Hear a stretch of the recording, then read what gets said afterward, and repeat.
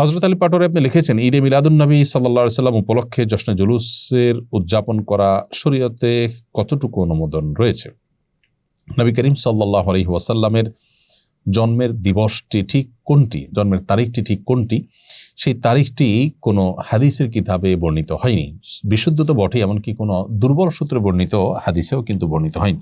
নবী সাল্লাল্লাহু আলাইহি সাল্লামের জন্মের তারিখ নিয়ে বিভিন্ন কিতাবে, বিভিন্ন ইতিহাসের বইয়ে বিভিন্ন রকমের বর্ণনা এসেছে।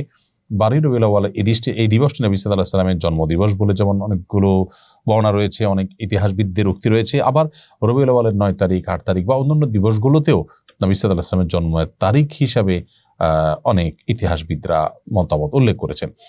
তো এরকম পরিস্থিতিতে প্রথম কথা হলো, যে দিনটি নবী সাল্লাল্লাহু আলাইহি সাল্লামের জন্মদিবস হিসেবে চূড়ান্তই নয়, বিশুদ্ধ কোনো হাদিস দ্বারাও প্রমাণিত নয়। দ্বিতীয়ত, যেই জন্মের তারিখটিকে নবী সাল্লাল্লাহু আলাইহি সাল্লাম জীবনে কখনো উদযাপন করেছেন বলে কোনো জাল হাদিস থেকেও পাওয়া যায় না, আবার কোনো সাহাবায়ে কেরামও করেননি, সেটি আসলে কখনো ইসলাম হতে পারে না বা সেটা কখনো সুন্নাহ হতে পারে না। ইসলামের নামে মন গড়া বা নকল কোনো কিছু বানিয়ে নেওয়াটাকে বিদআত বলা হয়। এটি সেখানে সেই বিদআতে পর্যবসিত হবে। সেই সাথে এই দিনকে উপলক্ষ করে যে জশ্নে জুলুস করা হয়, যে মিছিল বের করা হয়, র্যালি বের করা হয়, এর কোনোটির সাথে না কোরআনের, না সুন্নাহর, না সাহাবায়ে কেরামের আমলের ন্যূনতম কোনো সম্পর্ক আছে। আমরা এই জাতীয় কর্মকাণ্ডে লিপ্ত ভাইদেরকে আমরা বলতে চাই, অনুগ্রহ করে সাহাবী, খোলাফায়ে রাশেদান, নবী সাল্লাল্লাহু আলাইহি সাল্লাম কেউ তার এই জন্মদিবসকে বছরের ভাবে একদিন করে উদযাপন করার কোনো কালচার মুসলমানদের সেই সোনালী যুগে কখনো ছিল কিনা, আপনি মেহরবানি করে সেটা একটু খুঁজে দেখবেন। দ্বিতীয়ত হলো, এটি কোত্থেকে আসছে জন্মদিবস উদযাপন, সেটা নিয়ে আপনি একটু পড়াশোনা করুন, একটু অনলাইনে ঘাটাঘাটি করুন। আপনার আমার মনে হয় যে ধারণা ইনশাআল্লাহ বদলে যাবে। আল্লাহ তাআলা আমাদেরকে হেদায়েত দান করুন। এরপর জুয়েল রানা আপনি লিখেছেন, আমার 2টা প্রাইভেট গাড়ি আছে, একটা ব্যবহারের জন্য কেনা আর একটা ভাড়া দেওয়ার জন্য, কিন্তু এখন 2টা গাড়ি ভাড়াতে আছে। এক্ষেত্রে জাকাতের হিসাব কিভাবে করবো, অনুগ্রহ করে জানাবেন।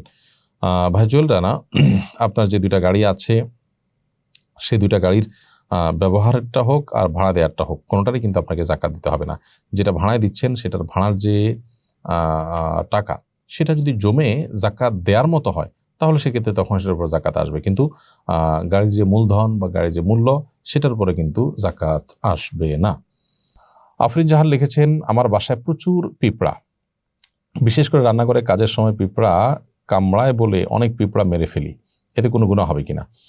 পিঁপড়া যদি আপনি মারেন এতে গুনাহ হবে না, কিন্তু আগুন দিয়ে পুড়িয়ে পিঁপড়া মারবেন না, এ ব্যাপারে নবী সাল্লাল্লাহু আলাইহি ওয়াসাল্লামের নিষেধাজ্ঞা রয়েছে। এর বাইরে আপনার পিঁপড়ার উপদ্রব থেকে বাঁচার জন্য আপনি সেটা মেরে ফেলতে পারেন। যে কোনো প্রাণী আমাদের যদি উপদ্রবের কারণ হয়, তাহলে সেটা থেকে আত্মরক্ষার জন্য আমরা সেটি মারতে পারি, কিন্তু নির্মমভাবে বা অপ্রয়োজনে কষ্ট দিয়ে তাকে তিলে তিলে শেষ করা বলতে যেটা বোঝানো হয়, সেটা করা যায় হবে না। আমার শ্বশুর অত্যন্ত গরিব, তাকে জাকাতের টাকা দিতে পারবো কিনা? শ্বশুরকে জামাই জাকাতের টাকা দিতে পারবেন, ঠিক একইভাবে বৌমা তার শ্বশুরকে জাকাতের টাকা দিতে পারবেন। কারণ শ্বশুর প্রথমত নিজের বাবা বা সরাসরি রক্ত সম্পর্কে কেউ নন, দ্বিতীয়ত তিনি এমন কেউ নন যার ভরণ পোষণ দেওয়া আপনার উপরে আবশ্যক। যদি ভরণ পোষণ দেওয়া আপনার উপর আবশ্যক হতো, তাহলে তাকে জাকাত দিতে পারতেন না। আমি একজন জেনারেল শিক্ষিত মানুষ, রাসূলের সিরাত সম্পর্কে জানতে চাই, এই বিষয়ে কোন বই পড়ার পরামর্শ দিবেন? নবী করিম সাল্লাল্লাহু আলাইহি সাল্লামের সিরাত বা তার জীবন ইতিহাসকে জানবার জন্য অনেক ভালো ভালো বই বাজারে আজকাল আছে, আলহামদুলিল্লাহ।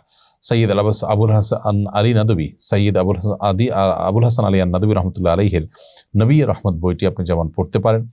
আবার সফিউর রহমান মুবারকপুরি রহমতুল্লাহ আলাইহির আর রাহিক আল মাখতুম বইটি আপনি পড়তে পারেন। এগুলোর সবই বাংলা হয়ে গেছে, নবী রহমত ইসলামী ফাউন্ডেশন থেকে অনুবাদ হয়েছে।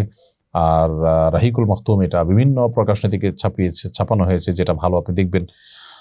সেই সাথে ডক্টর আলী আসাল্লাবী নবী সাল্লাল্লাহু আলাইহি সাল্লামের জীবনী গ্রন্থ অতি আধুনিক সময়ে বা অতি সম্প্রতি লেখা হয়েছে, সেটাও আপনাকে এক্ষেত্রে হেল্প করতে পারে।